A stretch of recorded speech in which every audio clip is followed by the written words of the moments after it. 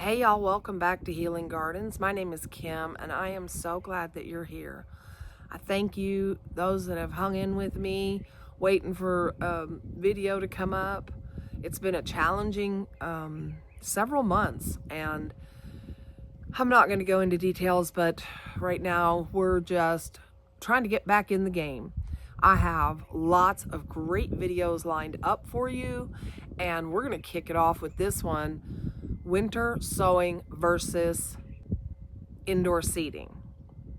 We're going to see which one works best for my situation and my way of doing things. Let's get right into this video and talk about the differences in the indoor seating and the winter sowing methods. All right, y'all, we're getting right into this. We are making tags. The ones I make for the trays, I like to be really short. The ones I make for the jugs can be longer. And like I said, I use mini blinds. Usually I get vinyl ones, but I don't know where I got these, but they are metal and they're a little harder to cut. I try to do one at a time.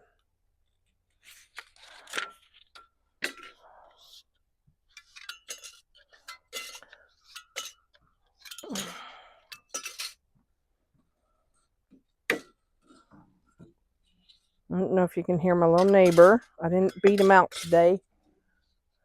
He's out there playing basketball. We're going to plant these in the winter sow method. These are some seeds I just came across, and I want to try them in the winter sow method to see if they actually work. And then these are seeds that are from the 70s. I tried winter sowing them last year, and I thought I would try them in the trays this year. I'm going to use all of these seeds up, and if they don't germinate, then I know that I gave it my best shot trying both methods. And then we have these beautiful seeds from my friend, and she sent butterfly peas, basil, eucalyptus, marjoram, yarrow, and English thyme. That's it. So we're going to get those planted. Some of those are going to go in the trays. Some of them are going to go in the winter sowing containers. Now I want to try both methods so we can, just judge if it's a good method or not. Now we're going to cut some more containers, and if you didn't see the last video, part 1, that was just planting the winter sown jugs, and I explained a little bit about winter sowing. It is my favorite method because I do live in a teeny tiny house. I can't I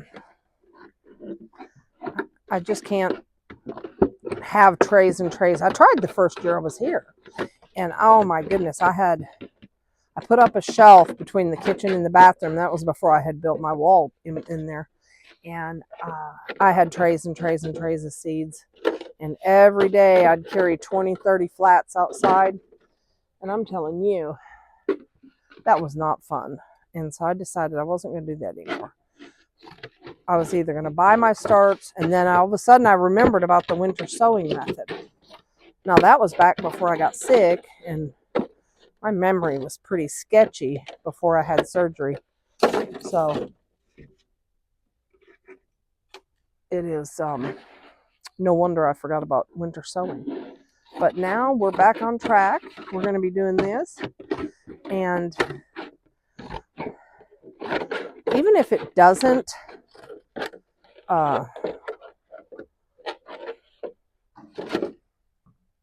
do super great, it always does more than what I need. And so, yeah.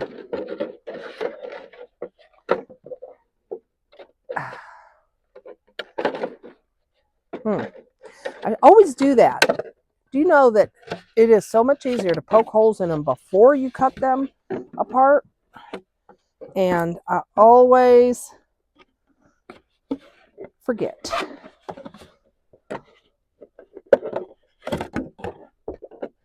Now, I do all my crops at the same time. I do not wait to do, spring crops, summer crops, fall crops. If with winter sowing, I just do them all at the same time. I've never thought about it. That's just the way I learned from Trudy Davidorf. She is the uh, first and really, let's see, 14 years ago. She's the only one talked about it.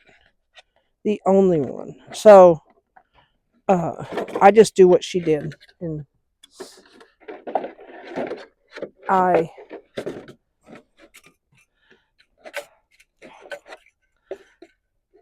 this is easy. I can go right through the holes on this crate without injuring myself. Looks like I'm going to have 8 jugs today. So that's a good start. I have some more in the house. I forgot about those. Yeah, we're going to do a lot today. I want to get as much done because it's supposed to get really ugly next week here in Texas. And it's going to be in the 20s. And that is perfect for winter sowing. I have been plotting and planning some stuff in the garden. I'm looking forward to sharing that with you in the next video. We're going to be moving all of our irises into one in-ground bed. And it will be so pleasant to have everything in the ground. Now I normally use these and refill them with water because we can't drink or cook with the water where I live. And so I use these, but these are the hardest lids to open and close. And I decided I'm going to turn those into winter sowing jugs. And I've been buying my vinegar somewhere else, and they have a better lid. The idea of precariously shoving a knife into a plastic jug towards my hand and being all wobbly is not one of my favorite games. One year I did slip and I had a pretty sharp knife. I was stabbing holes and I cut myself. So I've always been a little leery. I don't like to be surprised by an injury. All right, there we go. All right, so I poured some cold rainwater here in our jug and of soil, and now I am going to mix that up a bit and start filling some containers.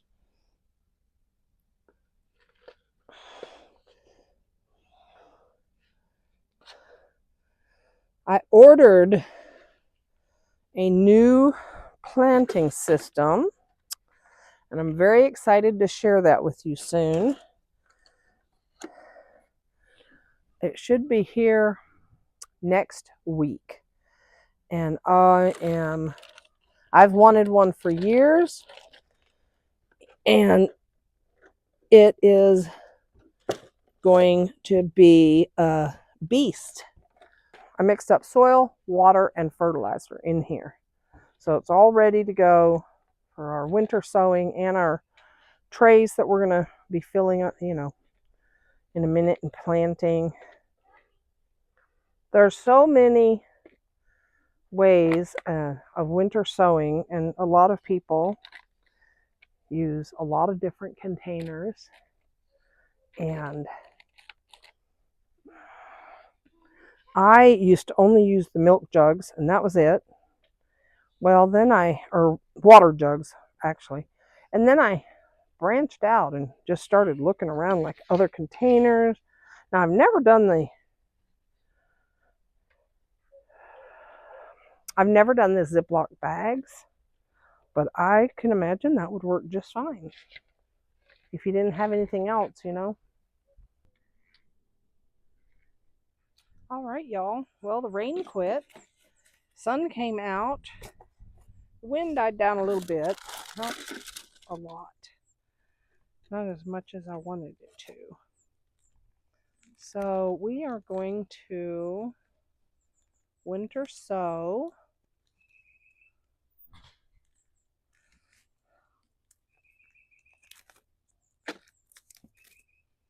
I think we're going to do English time in this cup, and then I'll also do some in my seed tray.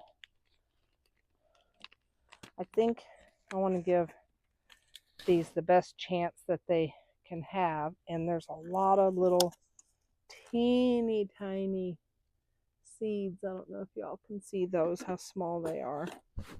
So we're going to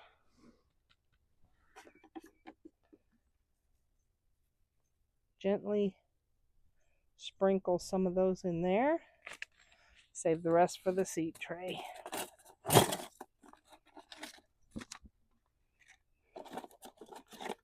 And these cups, I can actually just write on the cup what it is.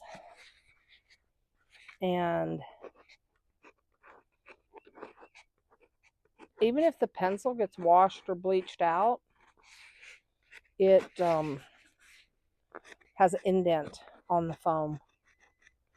So there we go. English time. And I do make this hole a little bit bigger on top. So rain, snow, some kind of moisture can get in there. All right, and we're going to show you one more.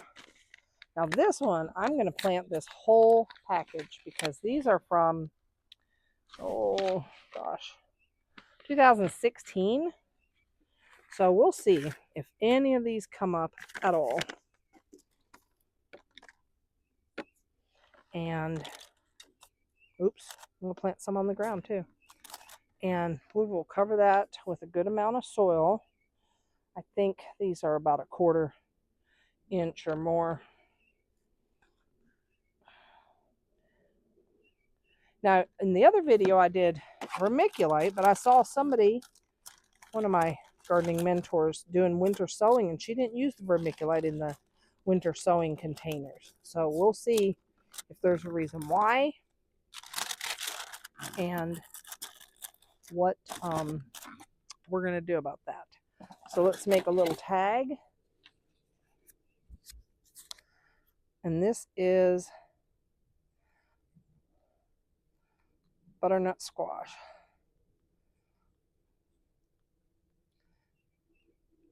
Back in 2016, I was getting these seed packets from Dollar General for like 3 cents a package. And so one year I bought 300 packages. And I've been planting them ever since. But this one somehow missed I think I switched over to honey nut butternut. And that is a yummy little squash because it's smaller. And a lot of times when I eat butternut squash, I don't really necessarily want a huge squash. Okay, so we're going to tape this shut. Now you're going to laugh. This is some kind of medical tape. Well, I'm highly allergic to it. I used it a while back and nearly took my forearm off when it was time to get the bandage off. The wound from this tape was worse than the original problem. So I was going to throw it away, and I thought, well, it's sticky, it's tape, and my containers don't really care one way or another. And you know, my garden is just a little on the redneck side. Now, if I lived in the city in a neighborhood, I would not be doing this, you know?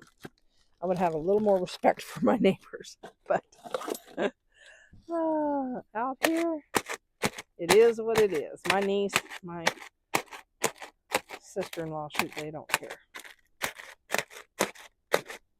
Okay, we got holes for ventilation, for evaporation, and for water to get in.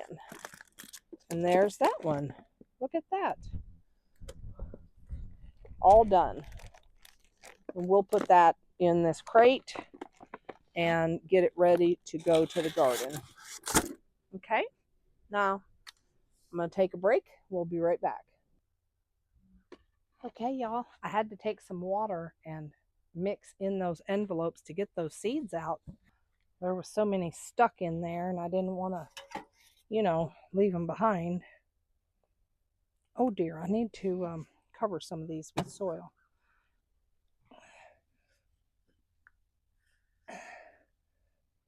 Okay, let's see. Definitely the pea. That's a nice big seed, so we definitely want to cover that one. Eucalyptus is a small but not teeny tiny seed. Sweet William is very tiny, so we're just barely going to cover that. Moss rose I'm not covering. Yarrow I'm not covering. Lupine I'll cover.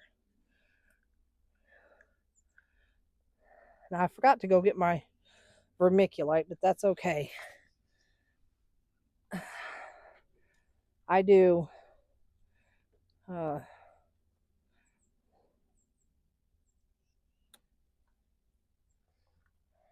gardening all different kinds of ways, so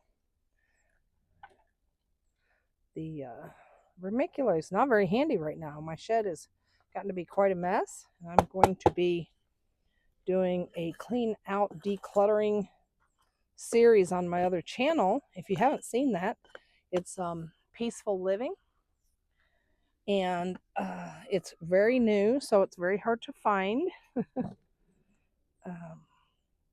But I go through a little more personal stuff besides just the gardening. So marjoram I want to cover. What is that one? English thyme. I don't think we need to cover the English thyme, but we'll do the Genovese. Okay, now we can water with our little handy dandy watering can. This is nice rainwater. And when I go in a minute, I will pop these in under the lights. Days like today, where the sun is shining and everything is beautiful, I bring my trays outside if it's over 60 degrees. Otherwise, I just leave them under the lights. And we always pray and hope for the best.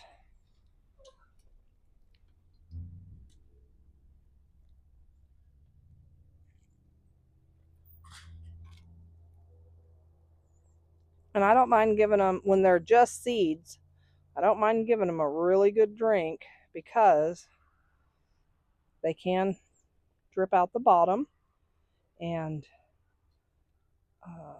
but you want your seeds to be moist to get through that hard seed coating.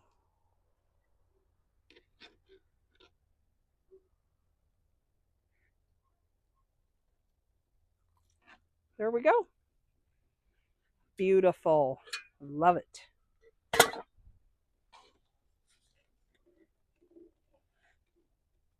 Fully planted, and I will definitely be checking back in a week or so. Okay, y'all, this is just an experiment. I do not recommend this way of planting, but okay. This is a box that I had dried my tomato seeds in.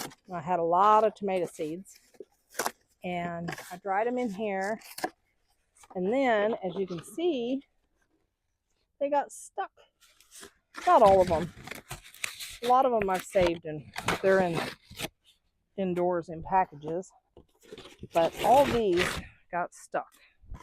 So what I'm going to do, like I said, this may or may not work. Makes me no difference because I don't even eat tomatoes. But I do like to grow them once in a while. Okay, so if it'll cooperate and come loose. Well, it's not doing it.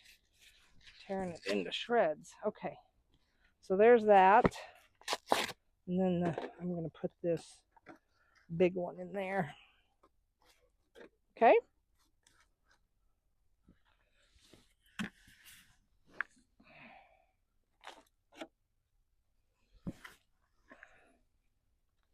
I'm going to put a good 1/2 inch of soil on top because we want that cardboard to disintegrate, which it will. We just want it, hopefully it'll disintegrate as fast as it can so that the tomatoes can sprout and put down roots. But like I said, we'll see what happens. And that'll go in the garden with the rest of my winter sown stuff. So we're pretty productive today. I'm going to put a little clip of me trimming the tray of greens that I already have in the house, and I will insert that here. Just look at our first tray of seedlings already popping up and growing like crazy. So we're going to trim these out because I only want 1 seedling per cell, maybe 2, but after they get transplanted where they're going to be permanent fixtures, I definitely only want 1 per pot. And I did sow these heavily because they're older seed, and I did not want to take a chance on nothing coming up. So these are red cabbage. These are lettuce. These are mustard. Those I sowed really heavy, and I really didn't expect that type of germination. But we're excited. Let's see, looks like kale. Oops, sorry, kale baby. Kale is coming up. Arnica is not yet coming up. Yarrow's not yet coming up. These we're just gonna go in, snip, because we definitely don't want that many in each cell. So we just snip those off. It's better than pulling. When you pull your seedlings, you risk dislodging the plant that you actually want to keep. So my seed light setup is not the greatest this year. I have one 4-foot fixture, and there's only 1 bulb that works. So you can tell how these are leaning. They're leaning towards the light. And so I need to really be diligent when I'm home to move these trays around a little more. And they'll be fine then, you know. But yeah, I'm excited. They're doing really well. Right now I want to snip out all the tallest ones, and anything that looks like it might be like short and stocky, we'll leave those. We'll be able to, oh dear, I might have lost that whole cell. We'll be able to tell more after they grow up a little bit more. And then I use, it's an old peroxide bottle, and it's got rainwater in it. And I just drip a little bit in the top of each one. I've always top watered. I've never had any problems to speak of, but most people prefer bottom watering seedlings, and I just do this. Because these are sitting right next to my heater that blows hot air, I am really diligent about watching these for needing water. And I may have to move it so that they don't grow so fast, because I don't need 12-inch plants before it's time to plant them out. So there you go. hope you enjoyed the video, and check out the previous video on winter sowing.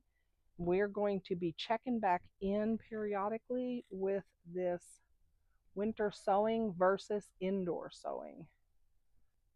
Thanks for coming along on this journey. Bye-bye.